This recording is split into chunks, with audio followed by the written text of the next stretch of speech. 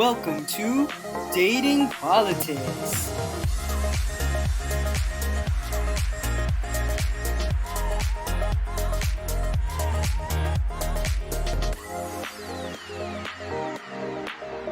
Here's your host, Cupid McLove. Welcome back, my loves.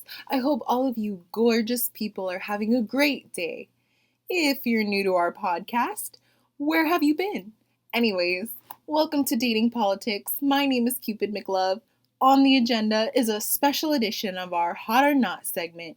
You voted, and we heard you loud and clear. Today's topic is dating apps, the sweeping trend that is changing the way we date around the world. Are these dating apps the hot ticket item that we all have to jump on? Or is this trend not worth the pain and exhaustion of having to put yourself out into the world? With us on today's show are two very special guests. Our first guest is a writer who recently put out his first publication called The Phony Fakes You Can Find Just on Your Phone. Now, let's give a warm welcome to the very talented,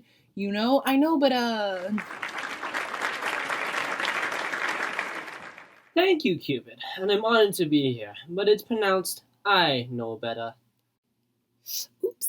My apologies, And last but not least, our next special guest is a social media influencer and the creator of the YouTube channel blog Sunnyside. She was also the pioneer who started the trending hashtag Swiping Single Lives Matters. Ladies and gentlemen, give it up for Sunny Smiles. Oh my gosh, thank you so much for having me, and shout out to all of the Sunshiners listening out there.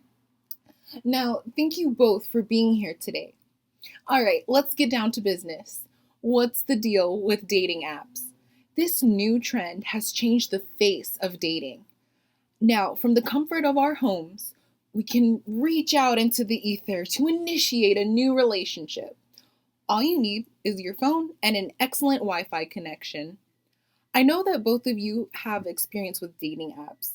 So to start us off, can you tell us about your experience with dating apps?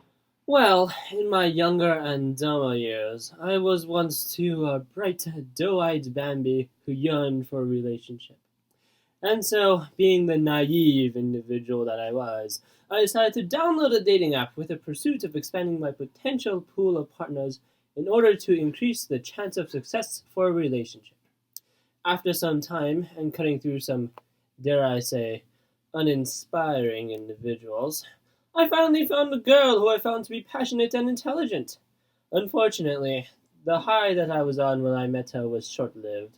The accolades and achievements that she boasted about were all falsified, and I could not recognize her in person due to the excessive filters that she applied in her profile picture. And from that day on, I took a vow to not use dating apps, as the self that one projects from their profile is typically a false version of themselves. Ooh, I'm sorry to hear that, but I really appreciate you coming out and sharing your experience with us. Now, Sunny, would you care to share your experience using dating apps? Totally. So I have all of the dating apps that there are. Tinder, Bumble, Hinge, and even Grindr, because I don't discriminate. And honestly, I met some of the bestest and coolest people that I know from these apps. A lot of people think that you have to use dating apps to find the one and dramatic stuff like that, but sometimes you will find the ones. The peeps who will stay up with you talking about things that don't really make any sense, but they seem way deep when you talk about it. Wait, so sorry to interrupt, but have you actually went on dates with dating apps? Oh, definitely. I've had maybe 2 dates this past week with guys who I met on dating apps. Have any of them worked out?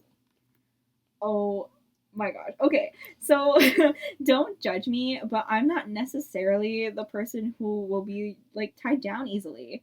Although I have met some lovely guys out there, I don't really feel like settling down into a relationship filled with romance. I kind of just want to go on an adventure with people. And I joined these apps because I wanted to meet my future besties that will like buy me drinks at the bar and then hold my hair back when I'm throwing them up later. And I think that dating apps really helped me accomplish that. Oh, okay. Yeah, thank you so much for sharing, Sunny. And now, Pardon me, but if I may interject, you don't go into dating apps to find a romantic partner? I mean, isn't just putting yourself on a dating app for purposes of non dating? Doesn't it seem a little disingenuous? I mean, not really.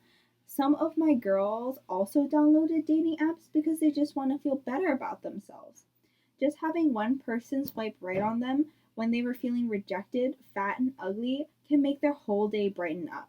That's why make it an initiative to swipe right on every person I see on a dating app, and I will give each person a compliment so hopefully that brightens their day.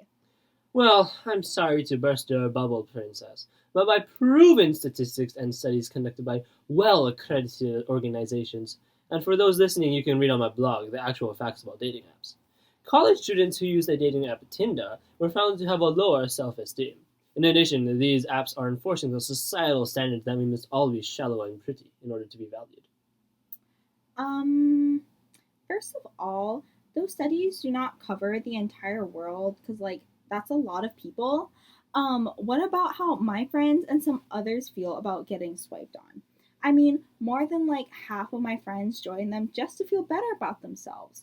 Also, there is nothing wrong with wanting to feel beautiful about yourself both inside and out.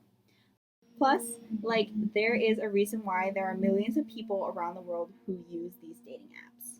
Well, to rebut your argument, okay. As riveting as this discussion is, we now need to proceed to the Q&A section. Before the show, some of you, our beloved listeners, shared questions that you were dying to ask on this particular topic. So the first question is from Christian from Pearl City asking, one of my friends got catfished, and I don't know if I want to join a dating app because of this. Are catfishers common? You go first. thank you, Christopher. Christian. Oh, I meant to say that. Thank you, Christian, for your insightful and thoughtful question. As one can read in my publication, The Phony Fakes You Can Find Just on Your Phone, now in bookstores, despite many individuals watching the reality show Catfish thinking, that won't happen to me, it is a lot more common than one would expect. Without the need for any type of identity verification, every person can take the appearance of someone else, and at least 10% of all dating profiles out there are scammers. And in some of the worst case scenarios, these catfishers could be potential predators, but any suspecting person can fall victim to. Therefore, your concern about dating apps are valid, and you should definitely factor this into your decision. All right. Sunny, what's your take on this question? Christian, my man. It's true that there are catfishers out there, but don't let that scare you from experiencing the joy of dating apps. Their reporting function is always there to use on people who are catfishers and bullies. But, like, honestly, most of the people on dating apps are really nice. So the odds are that they are not catfishing you. So join us, Christian, and swipe right because I guarantee once you start swiping, you won't be able to stop. Thank you, Sunny. Now for our last question. We have Natalie from Mililani asking, are dating apps a good option for introverted people? I have social anxiety, so trying to go out and meet people can be hard sometimes. What do you think, Well, Natalie, my dear love, I hate to tell you this, but life isn't fair. Every individual is plagued with their own trials and tribulations, and this is yours. It may seem difficult to put yourself out there sometimes, but that is a hurdle that you will need to overcome, because if not, then you will just fall upon these apps on your phone as a crutch to communicate with others, leaving you incapable of maintaining a decent conversation in the real world. All right, Sunny, what's your hot take?